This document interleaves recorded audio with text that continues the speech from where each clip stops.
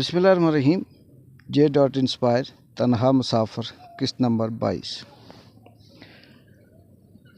इमरान कई दिनों से मुसलसल जंगल के दरिंदों का सामना कर रहा था, इसलिए अब इसे ज़रा सी आवाज़ भी इसके दिमाग में ख़तरे की घंटी बजा देती। इसने दाएं बाएं देखा, अपने करीब रखा डंडा मजबूती से पकड़ा और एक नज़र इस गार के दहाने पर डाली, जहां इसने झाड़ियों, घास फूस और पत्थरों से रुकावट बना रखी थी। इसे उम्मीद थी कि ये जगह महफूज है, लेकिन फिर भी वो हर हल्की सी आहट पर भी जाग जाता।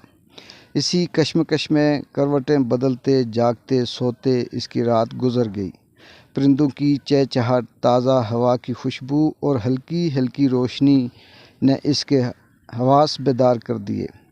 रात का खौफ अब कम हो चुका था। इसके जहन में ये एहसास उभरा कि एक नई सुबह का इंतज़ार कर रही है।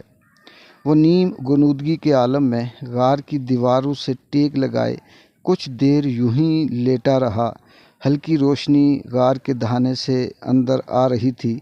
इमरान को अंदाज़ा हो गया कि दिन निकल चुका है और सूरज की पहली किरणें अब इसके पनाहगाह तक पहुंच चुकी हैं। वो आहिस्ता आहिस्ता उठा, पहले गार के दहाने पे पहुंचा और बाहर झांक कर जायज़ा लिया।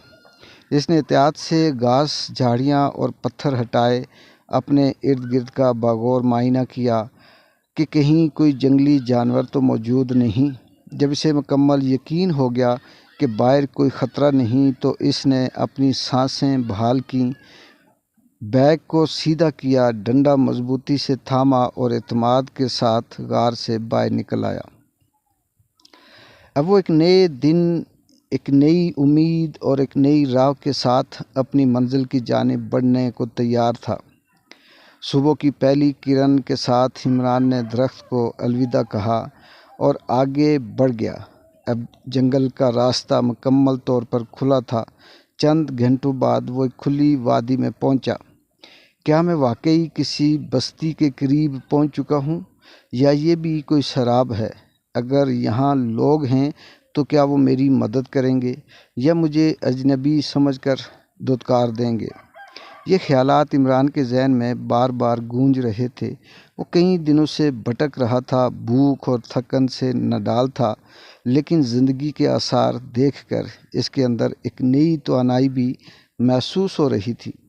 वो दरख्त से टेक लगाए आसमान को घूर रहा था, जब अचानक एक आहट ने इसे चौंका दिया।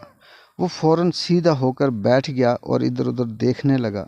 कुछ फासले पर एक नौजवान चरवाहा खड़ा था, जो हैरत और तजस्सुस से इमरान को देख रहा था। इसके हाथ में एक लंबी लाठी थी और इसके पीछे बकरियों का एक छोटा सा रेवड़ चल रहा था। इमरान ने गला साफ करते हुए हल्की सी मुस्कुराहट के साथ अस्सलाम वालेकुम।